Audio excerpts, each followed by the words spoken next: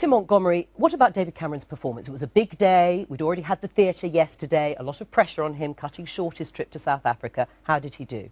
I think he did very well, and I say that for someone who thinks he's even a little bit behind the curve for the last couple of weeks. I think he was very authoritative today, and I think he's where the British people want their Prime Minister to be. He's taken incredibly tough action to deal with problems that all occurred during the Labour years, and I think the British people now, they've seen the Prime Minister take action, and they want the government to get focused on the issues that they are concerned about, like the euro, like immigration, like crime. And I think enough has been done now for him to have earned the right to move on. Has he done enough, though, to persuade his own backbenchers? Because they will probably have sat there and seen Ed Miliband, the Labour leader, having had a pretty good time of it through the phone hacking scandal, and, to use your words, perhaps viewing their own Prime Minister as being slightly behind the curve. Has he convinced them? Well, they were certainly roaring sort of their support today. They were very enthusiastic.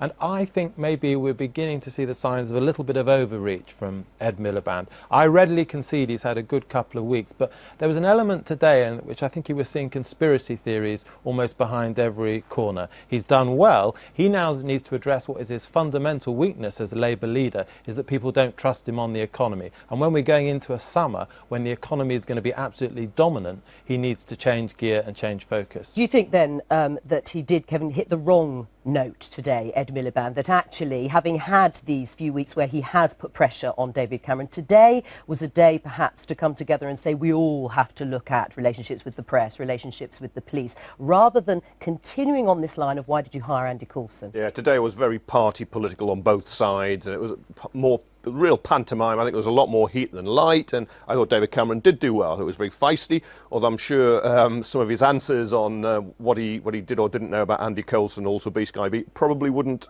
stand up to sustained questioning if he came and sat here. Let's take the B-Sky B question. He was asked several times, but above all by the beast of Bolsover, who finally actually got a straightforward question.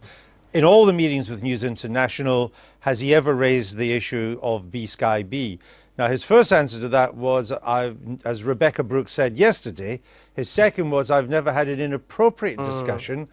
I'm afraid most people will think, well, he did then. Not inappropriate, but he did discuss B-Sky B at some stage. He did, and he's not being straight, he's not being clear, presumably because it's embarrassing. Otherwise, you would say no, or yes. And was it around a dinner table? Was it on a point-to-point? It's the meetings question, isn't it? You see, the meetings, he's been very transparent, he says, about publishing the meetings, official meetings between members of News International and the government, but not about those informal social interactions. Well, that's right. It's always been the case in Downing Street. You go downstairs, it's recorded, you go upstairs for a private meeting. It never was. But he's had so much social contact, as Gordon Brown and Tony Blair did. Let's not forget. Well, and Gordon Brown particularly, I mean, and much has been made of that, even by Rupert Murdoch himself yesterday, about how cosy they were, the Browns, with the Murdochs. Oh, a very good line from David Cameron. Look, I've never seen Rebecca Brooks in her pyjamas after Sarah Brown had that slumber party. By the way, I haven't either. Have you? No. Well, I'm glad to hear full it. disclosure here. Perhaps we should ask everybody around the table. No one would admit it now, anyway. No, exactly. I've never seen her dressed inappropriately. I think is the correct answer. And from that, I mean, in terms of inappropriate relationships, I mean,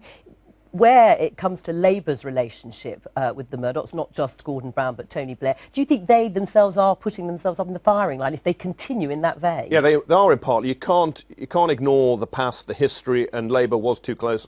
Tony Blair and Alistair Campbell ran their media operation through News International. Gordon Brown was terrified, tried to cozy up, unsuccessfully as it turned out. In the end, successful for a while. Oh, that's absolutely true. But in the end, he got his fingers burned. Because Ed Miliband's got quite clean hands on this. I think some of us would dispute that, Kevin. Yes, why do you dispute that? Well, It points to Tom Baldwin, or absolutely. Andy Coulson was there at the Prime Minister's side for a while, but he's been gone now for a few months. Still there today at Ed Miliband's side is this guy called Tom Baldwin, who used to work at the Times, used to work at News indication of wrongdoing, is there? Very direct. Well, that was exactly, of course, the same position for Andy Coulson for a while. Tom Baldwin was never at the heart. Very specific allegations have been made by Lord Ashcroft and others about him blagging into bank accounts. So he hasn't quite got the The killer facts have yet to come out on that. Yet to come out. Well, where are they? And maybe they may yet come out. Well, you're close to Lord Ashcroft. When are we going to get them? But for Andrew, he hasn't spoken to me since that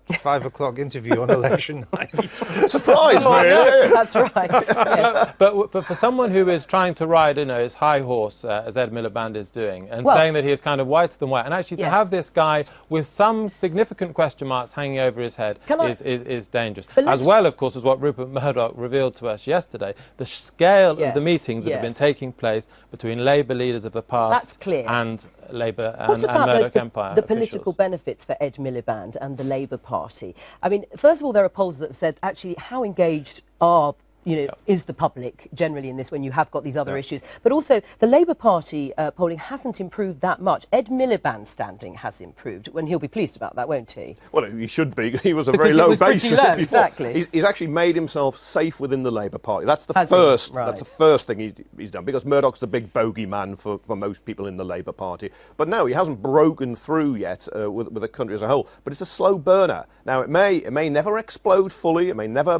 detonate. There may not be the dynamite fact to basically nail David Cameron to Andy Coulson knowing things he shouldn't have known and shouldn't have taken him on, because that may not exist. But if it does, then I think Ed Miliband will look very different publicly. Well, in terms of the standing then of David Cameron, I mean, over the last few days, we had a bit of a debate about this earlier in the programme, in terms of where have the senior Tories been batting for David Cameron. Now, I was told, actually, by people within the Conservative Party, look, we didn't know what the line was. Difficult to come out and bat if we don't actually know what we're supposed to be saying. What do you say to that? Well, I think David Cameron will be OK after this. He's had a good performance today, and the overall approval ratings haven't changed. But I think there are lessons to be learned. Traditionally, you would have a Tory party chairman out there in the media every day batting for the Prime Minister. Well, I rang about Central Office about this the other day. I wondered whether she was unwell. I wondered whether she was abroad, and apparently she's preparing for party conference, which is 3 months away. She's not spoken to me since the Tory party conference. Well, I remember that. A lot of enemies here. A car crash interview. Maybe I shouldn't want the party chairman in the media, but Cameron desperately needs that kind of figure out there doing the stuff that he needs to be slightly above. He needs a Rottweiler who particularly will go for some of the hypocrisies and contradictions in Labour's position. Thank you very much, both of you.